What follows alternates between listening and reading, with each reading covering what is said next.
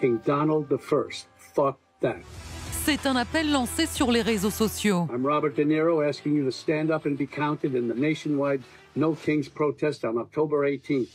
Un appel entendu. Samedi, quelques 2700 rassemblements ont été organisés à travers les États-Unis. Selon les organisateurs, 7 millions d'Américains sont descendus dans la rue contre Donald Trump. Ambiance bon enfant, avec une inventivité sans limite, accessoires, pancartes ou déguisements. Pour l'occasion, Captain America a même repris du service. Je suis terrifié. Trump est devenu un dirigeant autoritaire. Il punit quiconque s'exprime contre lui. Il sème la peur au sein des communautés, à la Maison-Blanche comme dans nos quartiers. Sa politique est celle d'un despote. Donald Trump va-t-il trop loin contre les médias ou encore contre les sans-papiers?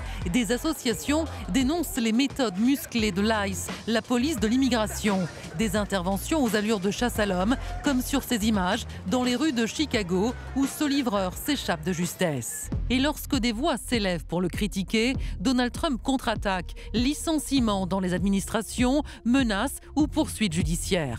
Inculpée pour fraude bancaire, la démocrate Laetitia James, procureure générale de New York, dénonce une cabale politique. Je ne crains aucun homme. Je ne plierai pas. Je ne capitulerai pas. Je ne céderai pas. Je n'abandonnerai pas. Donald Trump ironise et balaye d'un revers de main les accusations des démocrates.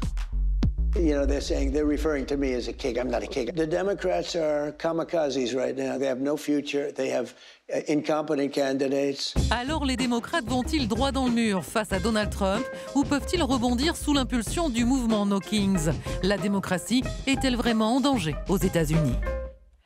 Nos trois invités pour ce débat, Gérald Olivier, bonsoir, journaliste franco-américain, dernier essai Cover Up, le clan Biden, l'Amérique et l'État profond, aux éditions Confidentes. Bonsoir. Bonsoir. Selon vous, les manifestations qui ont eu lieu ce week-end, samedi donc, sont insignifiantes. Ce sont des démonstrations de la gauche radicale qui ne sont pas représentatives de toute l'Amérique. À côté de vous, Amy Green, bonsoir, politologue, spécialiste de la politique des États-Unis. Vous enseignez à Sciences Po, dernier essai L'Amérique face à ses fractures chez Talandier. Selon vous, cette mobilisation est la plus grande manifestation d'un jour dans l'histoire récente des États-Unis. C'est un point d'alerte pour le Parti républicain, notamment en vue des midterms, les élections de mi-mandat, comme on dit en français, qui auront lieu l'an prochain, à l'automne 2026. C'est ça. Et à côté de vous, Jérôme Viala-Godefroy, bonsoir. Vous êtes docteur en civilisation américaine, chargé de cours à Sciences Po Paris. Dernier ouvrage, Les mots de Trump, aux éditions Dalloz. Selon vous, l'Amérique traverse une période de grande polarisation où, malgré une mobilisation citoyenne impressionnante et pacifique, la démocratie reste fragilisée par la radicalisation des discours et l'usage politique des institutions. Et on démarre ce débat avec la vidéo du jour. Oui, Benjamin. qui a beaucoup tourné. C'est celle diffusée par Donald Trump lui-même sur son réseau social Truth Social en réponse aux manifestants contre lui. Le président américain a eu recours à l'intelligence artificielle. Regardez, ça se passe de commentaires.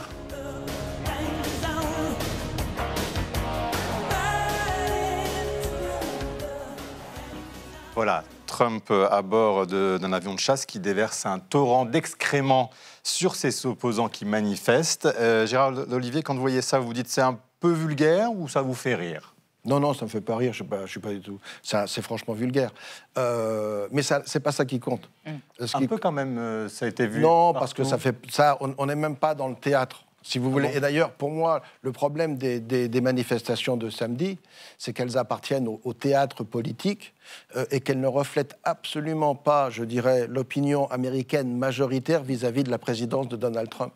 Et là, on est dans un mouvement, le mouvement du No King, c'est un mouvement qui est urbain, qui est libéral, qui est très blanc, qui est très boomers, baby boomers, dans la génération du baby boom dans sa constitution, et qui provient d'un certain parti démocrate qui, malheureusement, aujourd'hui, est un petit peu mis sur la touche parce que les démocrates n'ont plus le contrôle de la Cour suprême depuis déjà un certain temps. Ils ont perdu le contrôle du Congrès, ils ont perdu le contrôle de la Maison-Blanche. Donc vous avez les trois branches du pouvoir et ils n'en contrôlent aucune. qu'est-ce qu'il leur reste? Il leur reste la rue.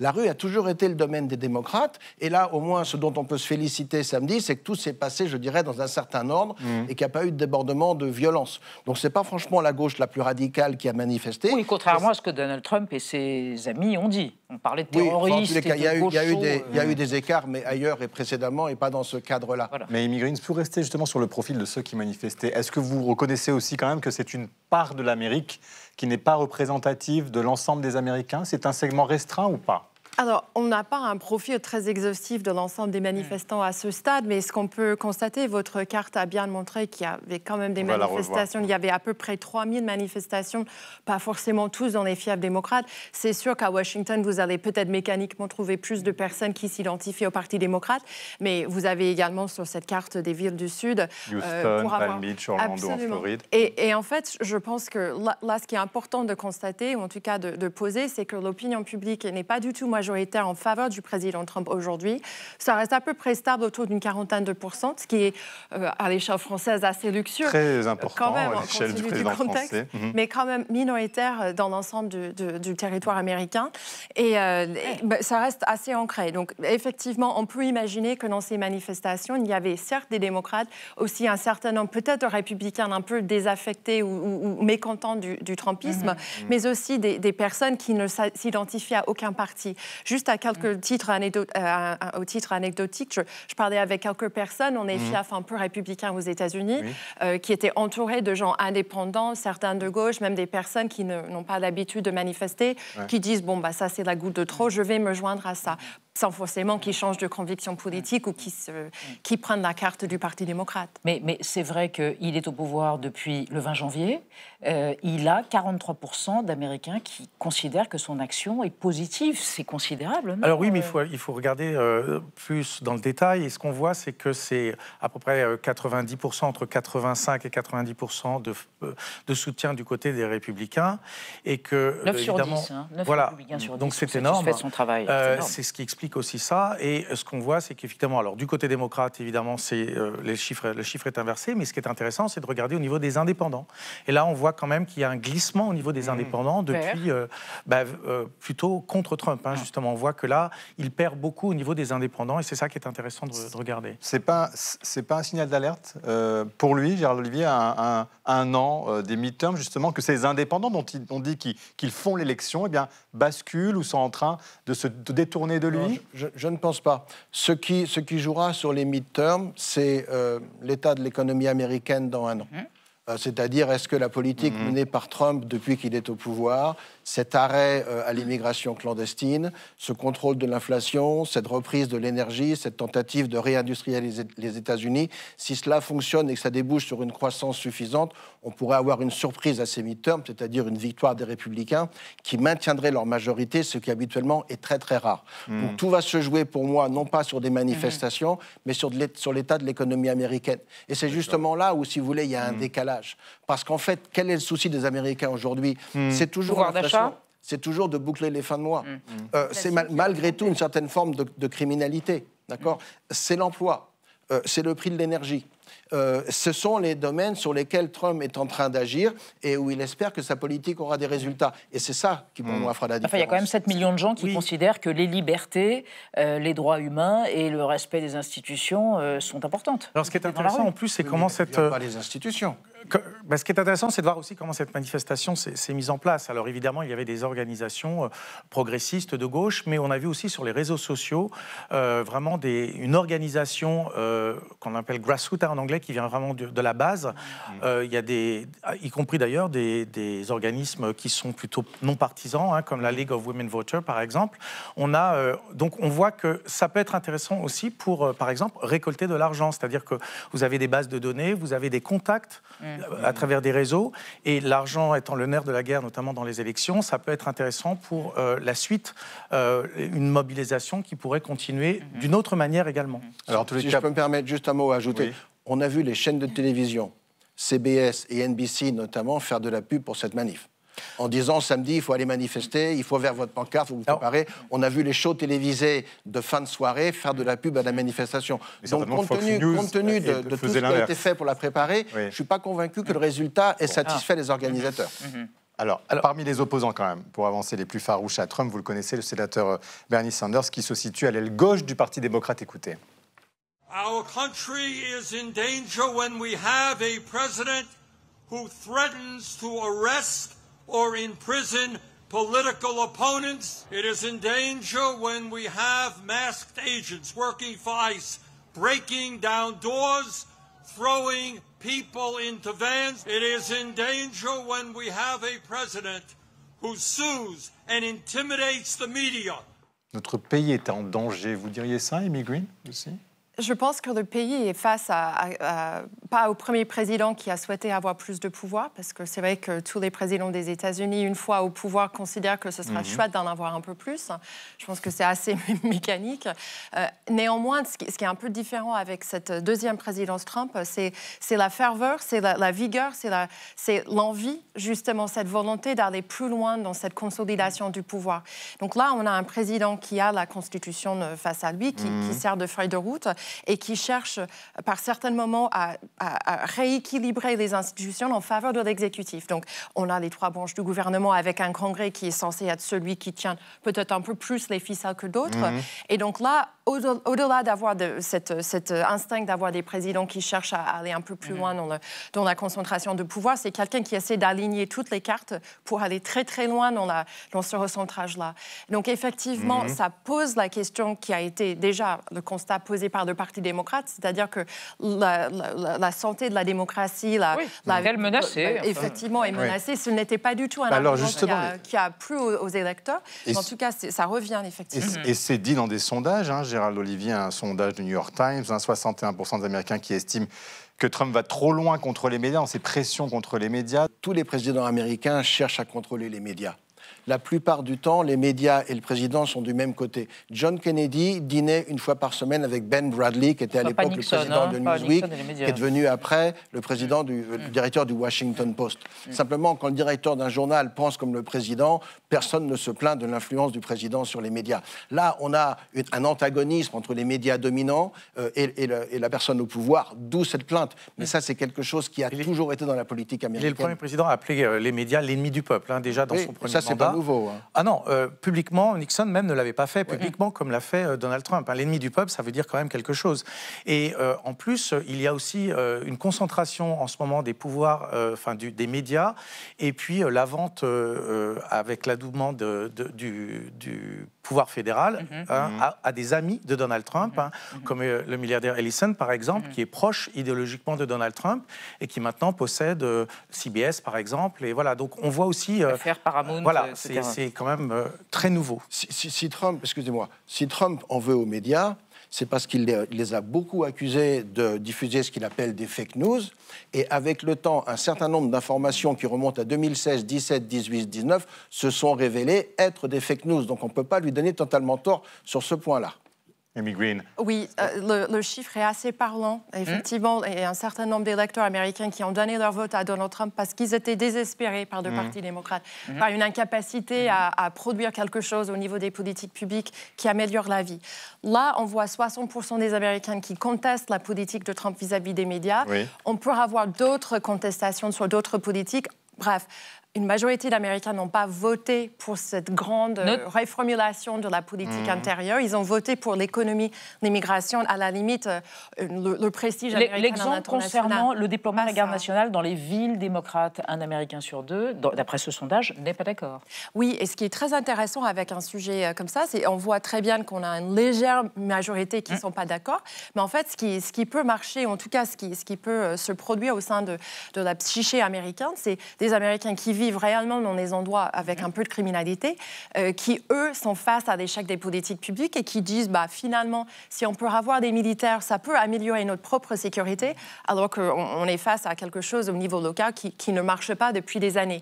Mais en effet, le risque en vue des élections de mi-mandat l'année prochaine, c'est si cette vision trumpiste de la société est engagée véritablement, la poursuite des guerres culturelles va très loin, sans avoir la performance économique, cela pose un risque. certes, Donald Trump n'est pas en cause personnellement aux prochaines échéances électorales, mais c'est son parti, c'est des postes de gouverneur, c'est des postes de maire, c'est des postes de représentants et de sénateurs. Et donc là, ça peut être effectivement des Américains qui disent « Bon, l'économie va peut-être pas très bien, ou peut-être ça va bien, mais c'est pas pour autant qu'on vote encore une fois oui à cette politique massive qui dépasse les sujets centraux à l'élection. » En attendant, et on va l'évoquer avec vous trois et avec Anna, il y a des purges, il y a des licenciements à la CIA et au FBI. Il y en a eu récemment qui ont vraiment marqué les esprits. Oui, au renseignement américain, parce que la vengeance est un plat qui se mange froid, et ça, Donald Trump l'a bien compris. Il y a 3 semaines, il a enfin réussi à obtenir l'inculpation de l'ancien patron du FBI, James Comey, qui était en poste de 2013 à 2017,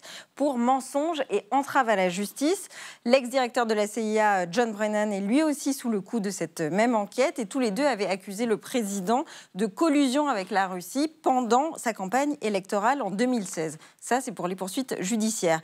Mais la chasse aux opposants, elle passe aussi par des purges. 3 hauts cadres du FBI ont déposé une plainte le mois dernier pour licenciements illégaux. Parmi eux, Brian Driscoll explique qu'il a dû passer un test de loyauté auprès de l'administration Trump, qui cherchait notamment à savoir pour qui il avait voté par le passé. Il raconte également que les pressions qu'il a subies pour révéler le nom des agents du FBI qui avaient enquêté sur l'enquête du Capitole en 2021. Plus largement, d'autres agents du FBI de la CIA racontent avoir été poussés à la démission, de quoi libérer des places de choix pour les fidèles de Trump, choisis pour leur proximité idéologique avec le président plutôt que pour leur expertise. Et d'ailleurs, un des membres du Steady State, donc l'État stable, c'est ce collectif de 300 membres d'anciens du renseignement et de la défense, déclarait la semaine dernière: Donald Trump a un mépris complet pour l'expertise et une foi incroyablement exagérée dans ses propres capacités. Alors Jérôme Viala-Godefroy, qu'est-ce qu'il cherche exactement, Donald Trump? À consolider tous les pouvoirs, à politiser les institutions pour que ça serve ses intérêts? C'est exactement ce qu'il fait, ses intérêts à la fois politiques et d'ailleurs économiques. Donc ça, on le voit très très bien. Et ce qui se passe là, c'est un vrai problème aussi pour la sécurité américaine, pour l'expertise. On l'a vu même dans ce qui est en train de se passer au niveau international. On le voit. Alors il prétend avoir fait la paix et avoir terminé 8 guerres, mais on voit bien qu'à chaque fois, ça ne fonctionne pas. Et là, d'ailleurs, c'est en train de ne plus fonctionner au niveau de Gaza et d'Israël, mais c'est un exemple parmi beaucoup d'autres. Il n'y a pas d'experts dans la diplomatie.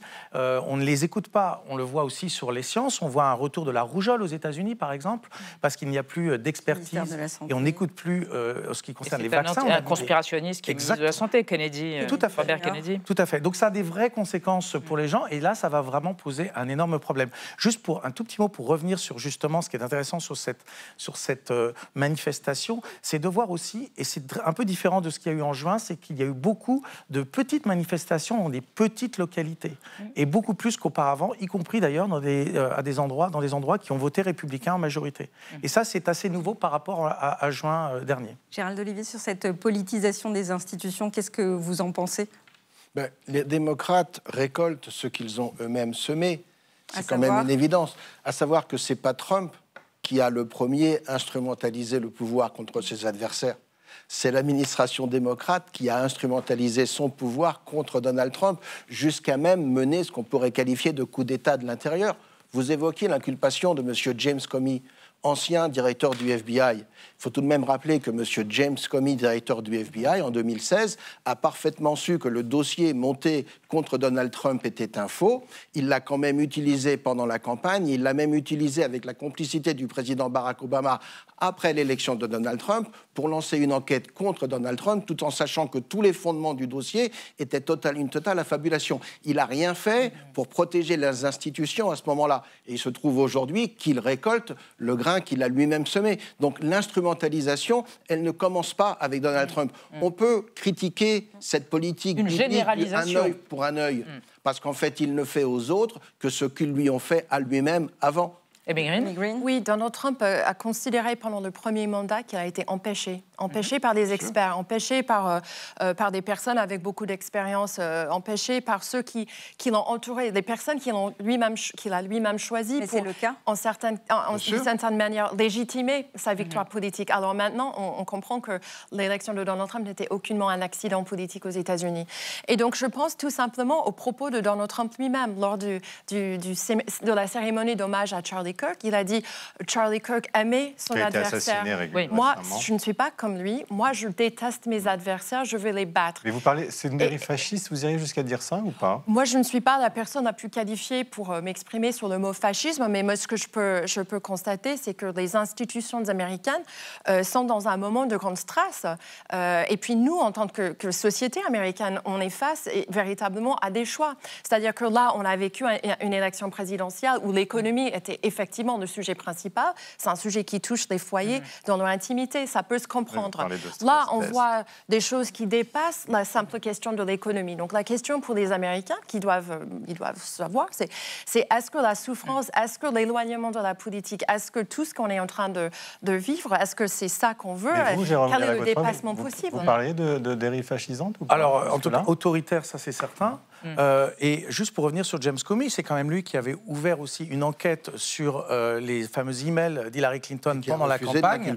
Et donc, qui a aussi eu un effet assez négatif sur la campagne d'Hillary Clinton. Et par ailleurs, le seul procureur qui a accepté en fait de s'attaquer à James Comey, alors que tous les experts en droit disent qu'il n'y a rien dans le dossier, que le dossier est vide, c'est l'ancienne avocate Donald Trump qui a été promue à un poste où elle n'était pas, d'ailleurs, où elle est vue comme pas du tout qualifiée. C'est la même chose pour Laetitia James, qui est l'ancienne procureure qui a inculpé Donald Trump. Et donc, on a là vraiment dans la vengeance personnelle. Et d'ailleurs, il ne s'en cache pas. La loyauté est une vertu cardinale de son point de vue. Voilà, et on se venge, et c'est la vengeance. Il l'a très bien dit, il le dit, il ne s'en cache pas. Je voudrais quand même rappeler deux choses. C'est un moment décisif qui est en train de se passer aux États-Unis. C'est une présidence décisive, oui, parce qu'il y a quand même une contre-révolution culturelle en marche. Mais ça, ce sera l'occasion d'un autre débat. Je serais ravi de revenir. Mais pour en revenir sur la question de la dérive autoritaire, pour moi, faire appliquer la loi, ce n'est pas de l'autoritarisme. Simplement, on est dans un contexte systématiquement laxiste. Et la France est très bien placée pour le savoir. Donald Trump les juristes disent qu'il y a une interprétation de la loi de sa part. Donald Trump fait appliquer les lois, notamment en matière d'immigration clandestine. Et là, les États sont supposés se plier à la loi fédérale parce que c'est elle qui constitutionnellement fait droit. Donc cette dérive, elle n'est pas vraiment là. Amy Green, est-ce que ce mouvement No Kings peut faire bouger les lignes d'ici les élections de mi-mandat de 2026 ou peut-être même avant? Je pense que le mouvement en tant que tel ne va pas forcément bouger les lignes. Ça peut donner une indication du sentiment général du public. Ce sont des grandes manifestations qui peuvent montrer l'élan justement d'opposition à Donald Trump. Ça peut donner un peu de capacité de transformer en levée de fonds. Ça peut inspirer des gens à se présenter pour des élections de mi-mandat, dans des postes de députés, etc. Okay. Je ne suis pas certaine que cette infrastructure-là va être celle qui porte le Parti démocrate, qui doit, lui, de toute façon, adopter une stratégie beaucoup plus large. C'est-à-dire que les personnes qui sont démocrates, qui vivent à New York, ne vivent pas du tout la même problématique qu'un démocrate en Virginie occidentale. Donc le Parti démocrate, il cherche son message, il faut qu'il trouve une vision. Il a du boulot. Ce n'est pas uniquement cette manifestation, ou ces manifestations qui vont permettre de faire ça. Merci à tous les trois. Vous avez dit que vous reviendriez débattre la prochaine fois. Le rendez-vous est pris. Merci à tous les trois.